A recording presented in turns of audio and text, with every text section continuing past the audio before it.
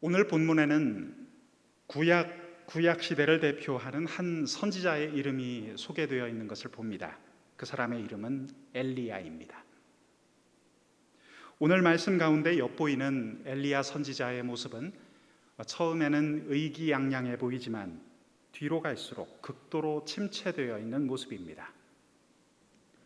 그가 영적 침체에 빠진 이유는 무엇일까요? 그 이유를 생각해 보려면 지나간 장면들을 잠깐 돌아볼 필요가 있습니다.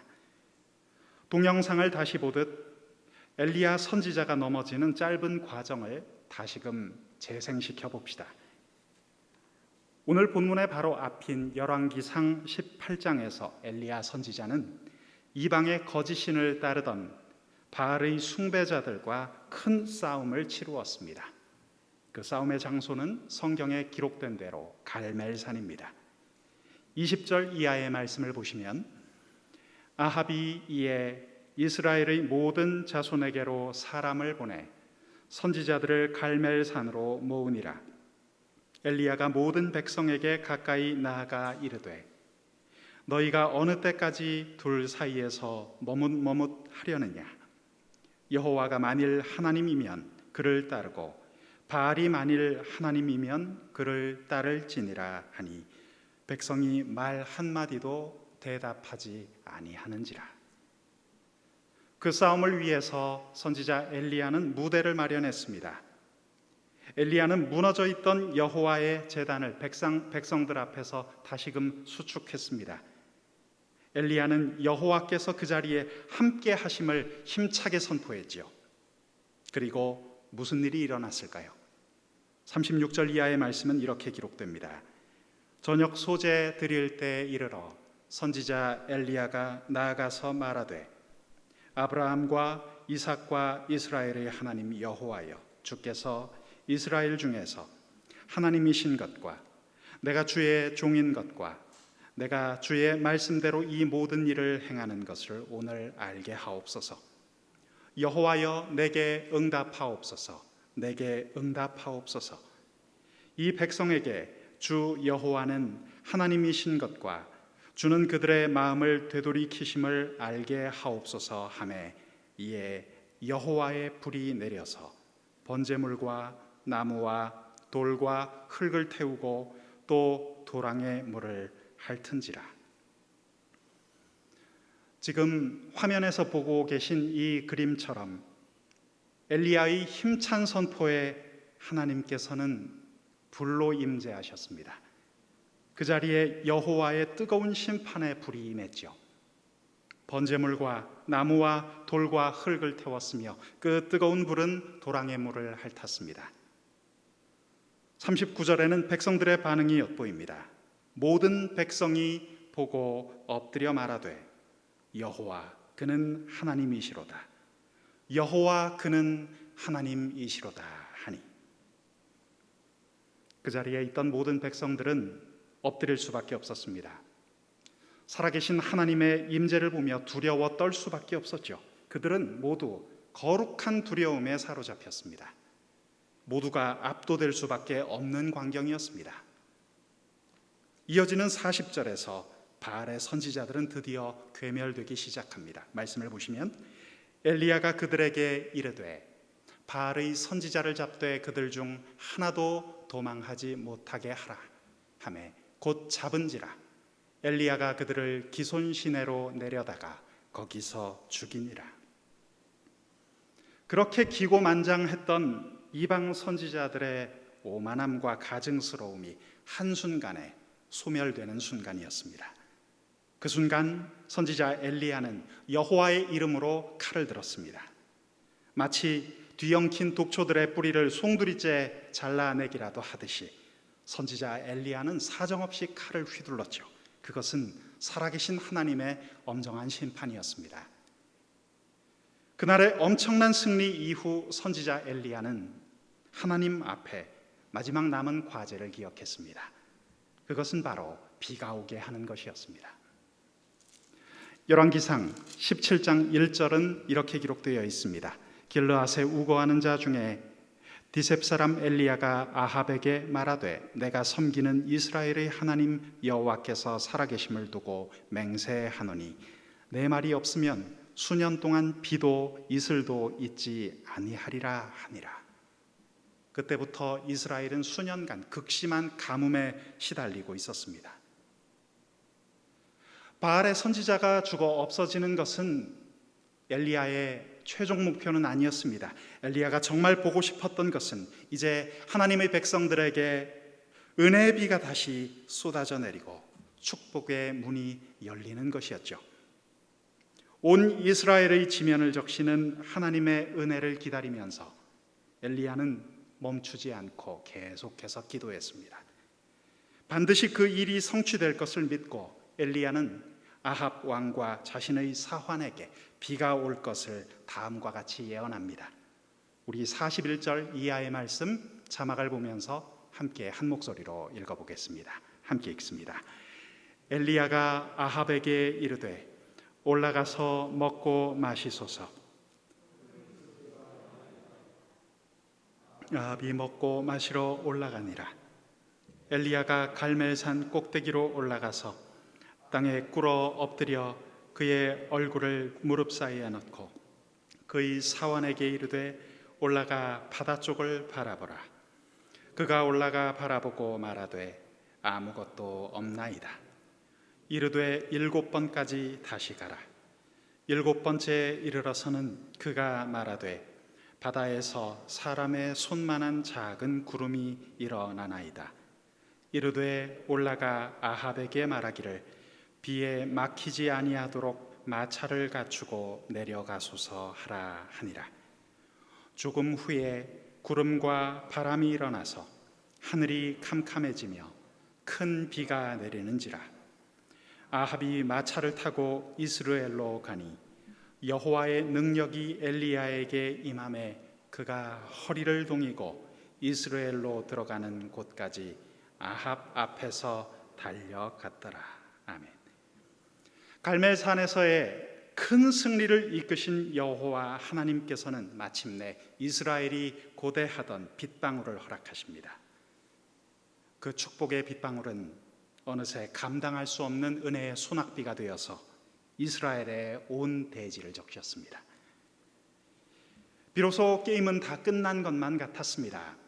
이스라엘로 달려가던 엘리야는 우리가 방금 화면에서 본 것처럼 성령의 권능에 사로잡혔고 허리를 동이고 아합 왕의 마차를 앞서 달리기 시작했습니다. 여러분, 성경 속 이 장면을 마음속에 그려보시기 바랍니다. 빗속을 달리던 선지자 엘리야의 모습이 있습니다. 여호와의 권능이 함께했던 위대한 하나님의 사람이 이 장면 속에 있습니다. 그의 마음속에는 이미 승리의 깃발이 펄럭이고 있었습니다. 이 정도면 아합 왕도 무릎을 꿇을 수밖에 없으리라 그는 생각했을 것입니다. 그 표독스러웠던 이방 여인 이세벨도 아합 왕과 함께 잘못을 빌면서 자신 앞으로 나올 것이라 생각했을 것입니다. 이 위대한 승리의 날이 오기까지 얼마나 많이 기도했는지 모릅니다. 엘리야의 그 마음을 누가 헤아릴 수 있었겠습니까? 엘리야는 이 여세를 몰아붙여서 하나님 나라를 훌륭히 재건하리라 다짐했습니다. 바알과 아세라 같은 가증스러운 우상들을 이 땅에서 말끔하게 몰아내고 진정한 종교개혁을 완성하는 그 날이 얼마 남지 않았다고 생각했습니다. 그런데 잠시 뒤 선지자 엘리야가 마주친 장면은 너무도 어색한 것이었습니다. 오늘 본문 열왕기상 19장은 이렇게 시작되고 있습니다. 함께 읽습니다. 아합이 엘리야가 행한 모든 일과 그가 어떻게 모든 선지자를 칼로 죽였는지를 이세벨에게 말하니 이세벨이 사신을 엘리야에게 보내어 이르되 내가 내일 이맘때에는 반드시 네 생명을 저 사람들 중 한 사람의 생명과 같게 하리라. 그렇게 하지 아니하면 신들이 내게 벌 위에 벌을 내림이 마땅하니라 한지라. 표정 관리가 힘들 정도로 엘리야의 예상을 벗어난 차가운 현실이 그를 기다리고 있었습니다. 갈멜산에서의 그 엄청난 싸움 뒤에도 아합 왕은 별로 달라진 것이 없었습니다. 그의 아내인 이세벨은 오히려 날카로운 발톱을 드러내었죠. 여러분, 이세벨이 누구입니까? 시돈 왕 엣바알의 딸이며 북이스라엘의 악한 왕이었던 아합의 부인입니다. 이 여자의 악행과 잔인성은 이루 말할 수가 없었습니다.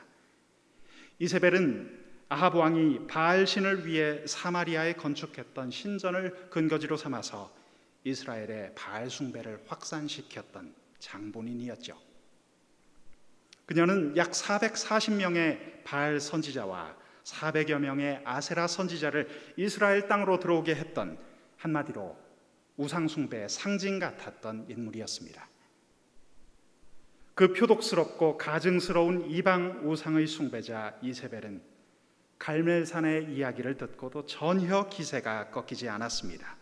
오히려 코웃음을 치는 이 이방 여인에게 변화의 조짐조차도 찾을 수가 없었습니다. 오히려 그녀는 내일까지 당장 엘리야를 죽이겠다고 으름장을 놓고 있었습니다.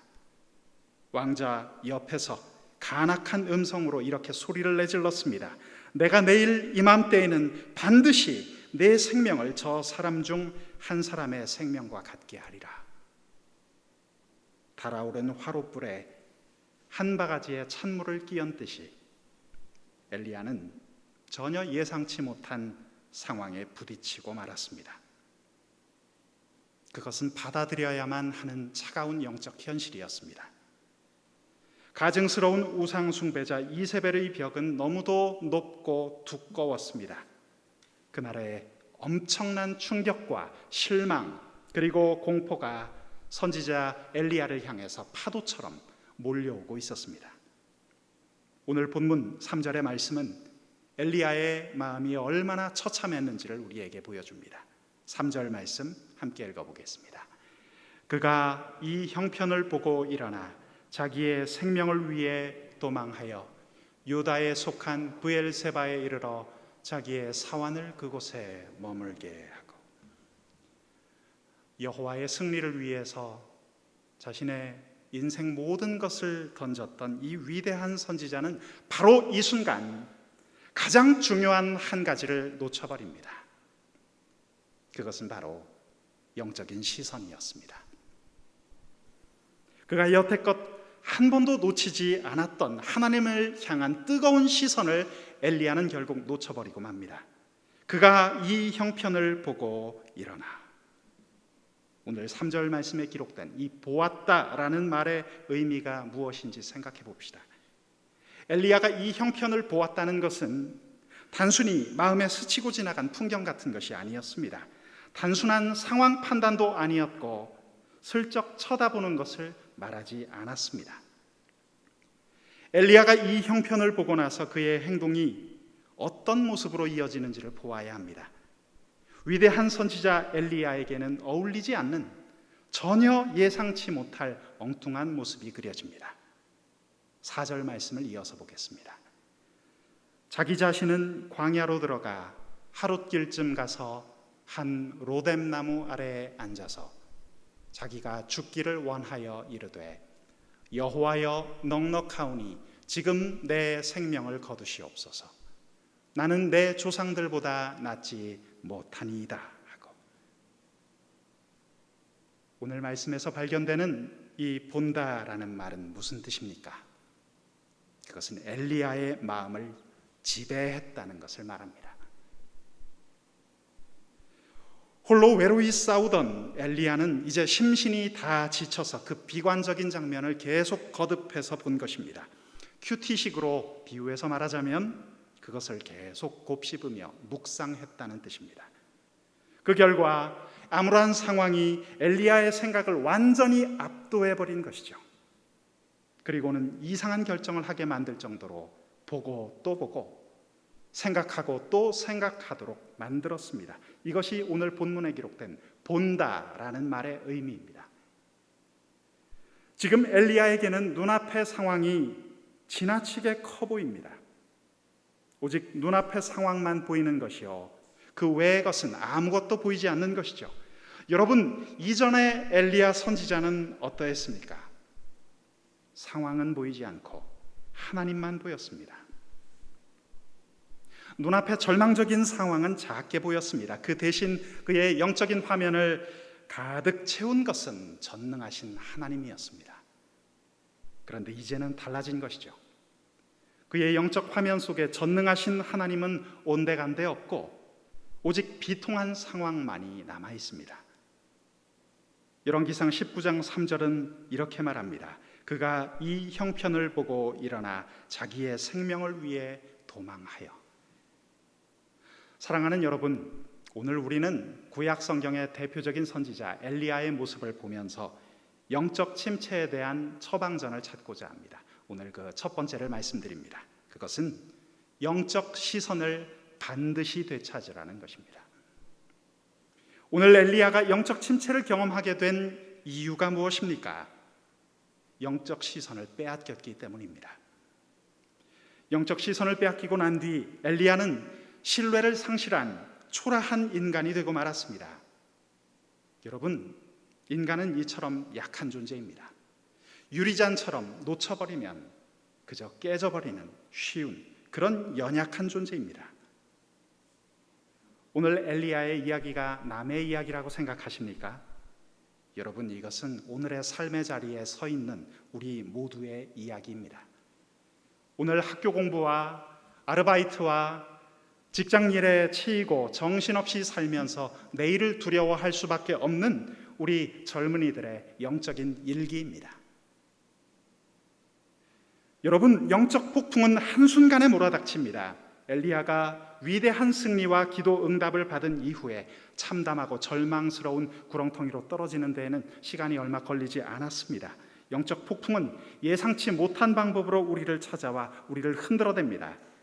올 한 해 코로나19 바이러스가 그 불청객이 불쑥 찾아온 것처럼 우리의 삶의 마당을 뒤흔들어 버리죠.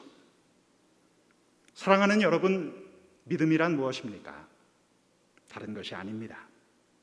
믿음이란 우리 하나님을 바라보는 것입니다. 육의 눈으로가 아닌 영의 눈으로, 믿음의 눈으로 하나님을 계속해서 바라보는 것이죠.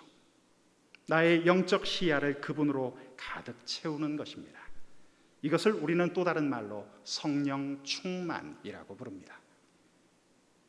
우리 예수님께서는 하나님을 바라보는 것과 믿음을 동일시하셨습니다. 요한복음 3장 말씀을 보면 주님은 이렇게 말씀하시죠.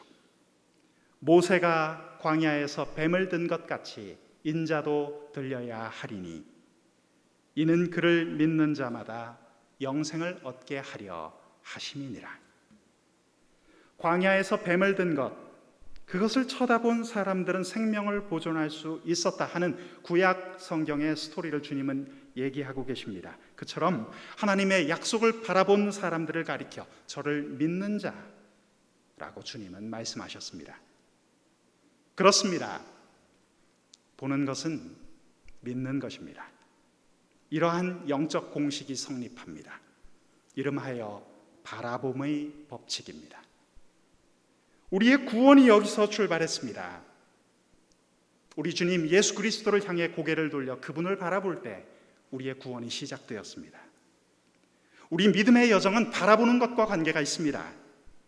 예수 그리스도를 믿는다는 것이 그런 것입니다. 우리는 하나님의 영원한 통치, 완전한 다스림이 있는 그 나라를 바라보면서 오늘도 뚜벅뚜벅 걸어갈 수 있습니다. 그렇기에 로마서 1장 17절은 이렇게 선포하죠.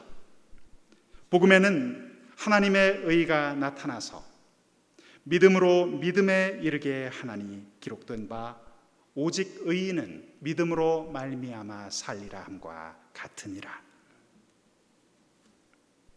여러분, 제가 어렸을 때 홍콩에서 나온 무협 영화를 즐겨보았습니다.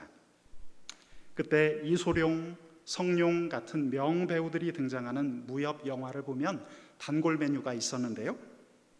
무술을 배우는 제자가 스승 밑에서 훈련을 받습니다. 그때 스승은 이렇게 말합니다. 제자야, 칼을 던져서 날아가는 저 파리를 잡아보거라. 이게 어디 쉬운 일이겠습니까? 그래서 무술 단련을 할 때 종이에다가 점을 하나 찍게 만듭니다. 그리고 그 점을 바라보도록 훈련시킵니다. 하루 종일 그 점만 바라보게 합니다. 자, 그러면 나중에는 어떻게 될까요? 어느 순간 그 점이 달처럼 크게 보이는 때가 옵니다. 그때 제자는 눈을 감고 칼을 던져도 명중시킵니다. 여러분, 야구 선수들이 컨디션이 좋을 때 이런 말을 했다고 합니다. 야구공이 축구공만하게 보인다. 그때 야구 배트를 휘두르면 어떤 일이 일어날까요? 홈런이죠. 여러분, 계속 바라보아야 합니다. 명화를 그리는 화가의 에너지가 어디에 많이 사용될까요? 물감 섞는 데 쓰일까요? 캔버스를 어디에 놓을까 고민하는 데 쓰일까요? 피사체를 보는 데 사용됩니다. 위대한 화가는 많이 본다고 합니다. 계속 봅니다. 거기 집중력을 쏟습니다. 거기서 영적인, 예술적인 통찰력이 나옵니다. 마찬가지입니다. 위대한 믿음의 사람도 계속해서 바라봅니다. 마귀가 우리에게서 필사적으로 빼앗고 싶은 것이 한 가지 있다면 그것은 영적 시선입니다. 영적 시선은 우리 그리스도인들에게 생명과도 같은 것이어서 이것을 지키면 살고 이것을 상실하면 죽습니다. 오늘도 우리를 휘감고 도는 걱정, 염려, 근심거리가 얼마나 많이 있습니까? 우리가 여기에만 매몰되면, 하나님과의 영적 교제를 방해하는 여기에만 시선을 두면 우리의 삶은 점점 힘들어집니다. 여러분, 오늘 내 마음을 힘들게 하는 문제가 있습니까? 거기에 지금 시선을 뺏기고 있지는 않습니까? 우리 다짐을 합시다. 우리 청년 여러분, 마음으로 선전포고를 하시기 바랍니다. 그 위대했던 선지자 엘리야가 이 영적 시선을 빼앗겼기 때문에 오늘 이런 장면이 펼쳐진 것입니다. 고난의 쓰나미가 닥칠 때 하나님을 바라보는 영적 시선부터 챙기십시오. 시편 123편의 말씀 우리 한 목소리로 읽겠습니다. 하늘에 계시는 주여, 내가 눈을 들어 주께 향하나이다. 상전의 손을 바라보는 종들의 눈같이, 여주인의 손을 바라보는 여종의 눈같이 우리의 눈이 여호와 우리 하나님을 바라보며 우리에게 은혜 베풀어 주시기를 기다리나이다. 시편 123편의 말씀을 읽어보았습니다. 시편 123편은 총 4구절밖에 되지 않는 아주 짧은 시편입니다. 하지만 여러분, 이 시편은 위대한 시편입니다. 오늘을 살아가는 영성의 핵심이 바라봄에 있다는 이 영적인 통찰을 우리에게 건네주고 있기 때문입니다. 여러분, 우리 예수님을 기억해 봅시다. 예수님이야말로 처음부터 끝까지 시종일관 영적 시선을 뺏기지 않으셨던 위대한 승리자이셨습니다. 공생의 사역을 시작하셨을 때 가나의 혼인잔치에서 주님은 이렇게 말씀하십니다. 내 때가 아직 이르지 못하였나이다. 주님은 영적 시선을 떼지 않으셨습니다.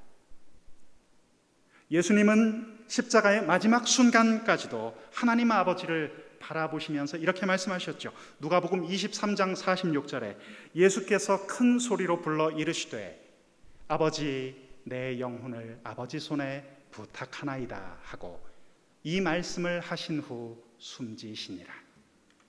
십자가의 마지막 순간까지도 주님은 영적인 시선을 떼지 않으셨습니다. 오늘 우리는 엘리야 선지자의 이야기를 보고 있습니다. 영적 침체에 대한 처방전 그 두 번째를 생각해 보겠습니다. 하나님이 주시는 쉼을 찾으라는 것입니다. 제가 이번 주 우리 청년들과 전화신방을 좀 해보니까 청년 중에 그런 친구가 있더군요. 이번 달 들어서 너무 바빠서 하루 3시간을 자면서 일하고 있다. 주일에도 출근을 한다. 그런 이야기를 제가 전화로 들었습니다. 우리 삶에 육체적인 피로감이 있죠. 오늘 말씀을 보십시오.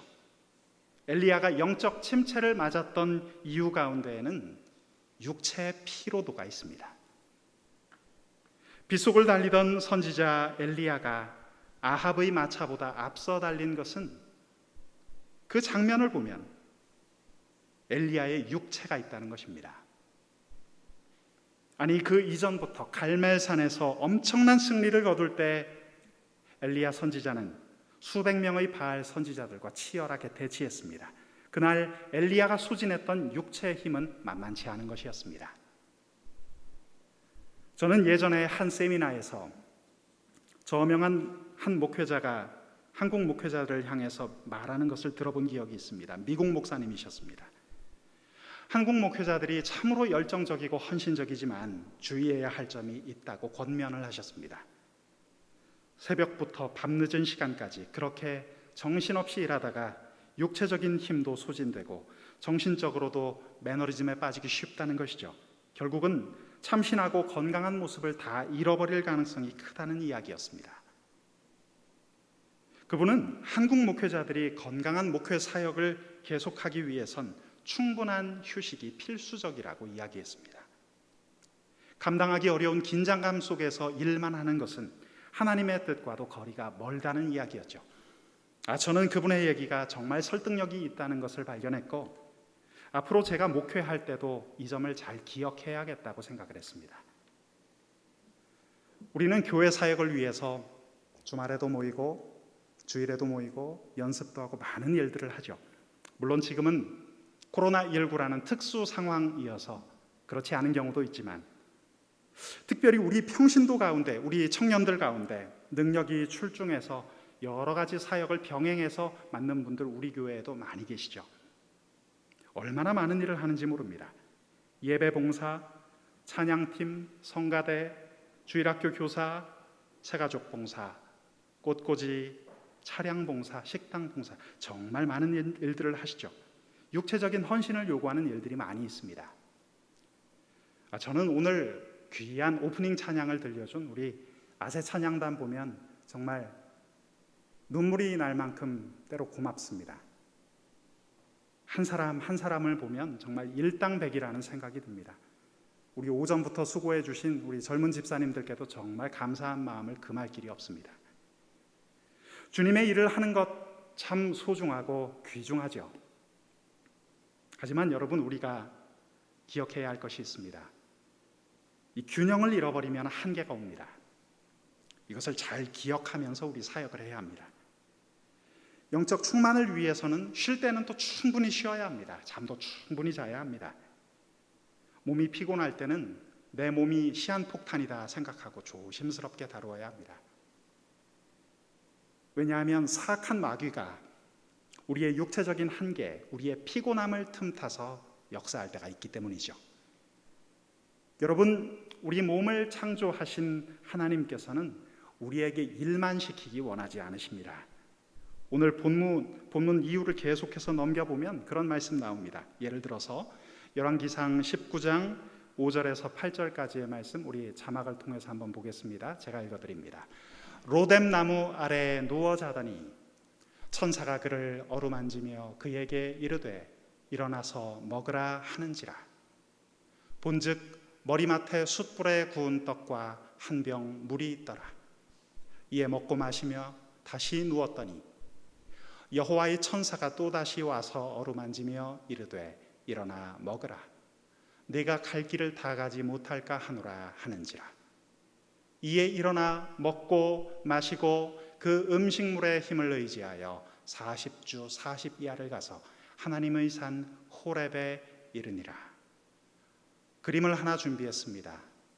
로뎀 나무 아래에서 쉬고 있는 엘리야와 그를 돌보고 있는 천사의 모습. 여러분, 성경에 어떤 메시지가 있습니까? 하나님께서 쉴 곳을 제공하십니다. 그것이 오늘 성경에 기록되어 있는 로뎀 나무입니다.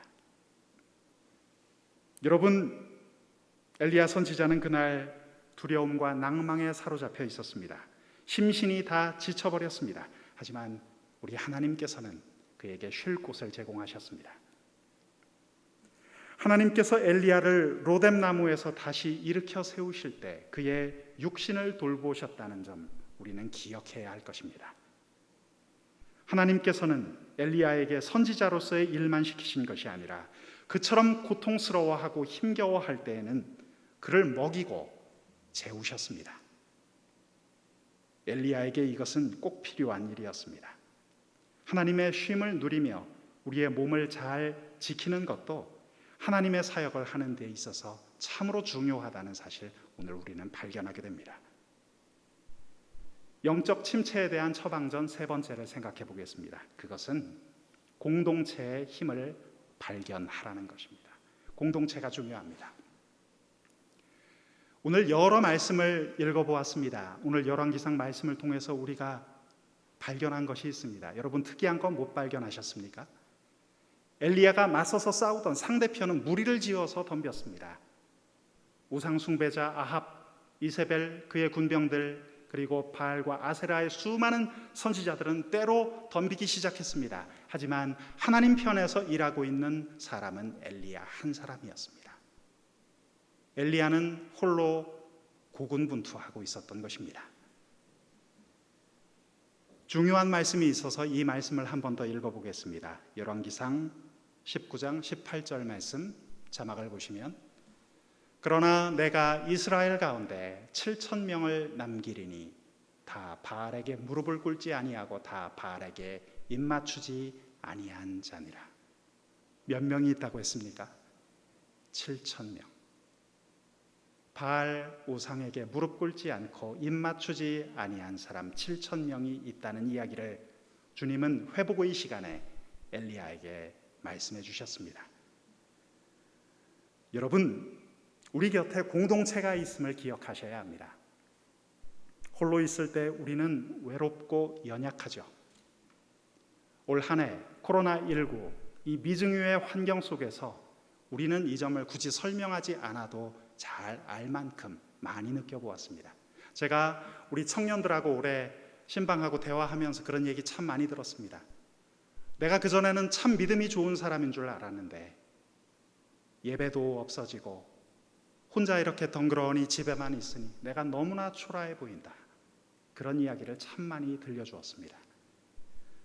여러분, 우리가 혼자 외로운 섬처럼 떨어져 있을 때는 연약하고 힘이 듭니다. 하지만 우리가 믿음의 친구들과 함께 있을 때, 우리가 믿음의 동료들과 함께 있을 때에는 못할 일도 해낼 것입니다. 아합의 왕궁에서 이세벨의 표독스러운 핍박이 시작될 때 선지자 엘리야는 끝내 견디지 못했습니다. 어쩌면 그것은 홀로 이 외롭고 힘겨운 싸움을 나 혼자 계속해야 한다는 그 마음의 무게감과 절망감 때문인지도 모릅니다. 사랑하는 여러분, 우리가 어떻게 하면 영적 침체를 이길 수 있습니까? 혼자 떨어져 있지 마십시오. 우리 청년들에게 특별히 당부합니다. 홀로 떨어져 있지 마십시오. 소통하십시오. 친구들에게 연락하십시오. 우리에게는 공동체가 있습니다. 나를 지켜주고 나를 격려해주는 사람들이 곁에 필요합니다. 저는 몇 년 전에 졸음운전이 얼마나 무서운 것인지 깨닫게 된 적이 있습니다. 고속도로를 운전 중이었는데 한순간 제 차가 차선을 넘어가고 있었습니다. 그때 큰 트럭 한 대가 옆구리를 스치듯 휙 하고 스쳐 지나갔습니다. 머리가 쭉 뼈서면서 소름이 돋았습니다. 오싹했습니다. 옆에서 이상한 낌새를 눈치챈 제 아내가 황급히 소리쳤습니다. 당신 졸려요? 제가 정말 그날 무서웠던 것은 제가 졸리다는 사실도 제가 느끼지를 못하고 있었다는 겁니다. 그 뒤부터 고속도로 운전을 하면 항상 제 아내가 옆좌석에 앉아서 수시로 위험한 상황을 체크해 줍니다. 시속 110km 이상으로 과속을 하면 주의를 주고, 졸려 보이면 휴게소에 들리게 해주고, 커피를 사다 주고, 사탕이나 껌을 입에다 넣어주고, 옆에서 말도 붙여줍니다. 졸리지 않게끔. 이 예배를 함께 드리고 계신 사랑하는 성도 여러분, 특별히 우리 청년 여러분, 우리 신앙생활도 그렇지 않을까요? 여러분을 영적으로 체크해주는 사람이 곁에 필요합니다. 힘들고 고단할 때 함께 들어주고 함께 권면해 줄 수 있는 사람, 영적인 친구와 동료가 필요합니다. 제가 올해 임원단과 함께 청년부 사역 구상할 때 큐티 트리 모임이라는 소그룹을 만들었습니다. 사실 그거 이름 그럴듯하게 만들어서 해보려고 한 것 아닙니다. 실제적으로 함께 모여서 큐티 은혜를 나누고 함께 기도하고 힘든 점 있으면 우리 트리장들, 트리원들이 함께 서로 이야기 나누라고 생각한 것입니다. 물론 올해는 코로나19라는 갑작스러운 환경을 맞아서 대면에서 만나는 오프라인 모임이 쉽지 않았지만 여러분, 사실 우리가 마음만 있다면 얼마든지 온라인상으로도 비대면으로도 소통할 수 있습니다. 요즘처럼 비대면 소통할 수 있는 어플리케이션 잘 나와 있던 적이 없었습니다. 우리가 마음만 있다면 할 수 있습니다. 우리 아까 총무가 광고했던 것처럼 청년부 인스타그램 공식 계정을 만들었습니다. 우리 상훈 형제, 예담 형제 밥터뷰 인터뷰도 만들고 CCM, 주간 CCM, BOTD 말씀 묵상하는 코너도 있고 우리 DK유스 찬양 송리스트 나누는 코너도 있습니다. 우리 들어와서 함께 소통할 수 있습니다. 우리 함께 했으면 좋겠습니다. 좋은 공동체는 서로를 일깨워줍니다. 좋은 공동체는 서로 위로하고 격려해주고 영적으로 잠들어 있는 사람을 권면해주죠. 사랑하는 여러분, 좋은 공동체는 함께 의지하며 앞으로 나아갈 수 있도록 도와줍니다. 오늘 우리 엘리야 선지자의 성경 스토리를 통해서 영적 침체를 극복할 3가지 방안에 대해서 한번 생각해 보았습니다. 코로나19 상황이 아직 산발적으로 진행 중입니다. 힘든 시기이지만 하나님을 믿는 굳건한 믿음으로 신앙의 힘으로 우리 이 위기를 돌파해 나가는 우리 청년 공동체, 우리 대광교회 되기를 주님의 이름으로 축복합니다. 함께 기도하겠습니다. 오 주님, 오늘 이 말씀의 은혜를 감사합니다. 1부부터 4부까지 우리 함께 대면 예배로 정말 오랜만에 모였습니다. 우리 함께함의 은혜가 앞으로도 계속될 수 있도록 주님, 우리 예배당을 지켜 주시옵소서. 예수님의 이름으로 감사하며 기도합니다. 아멘.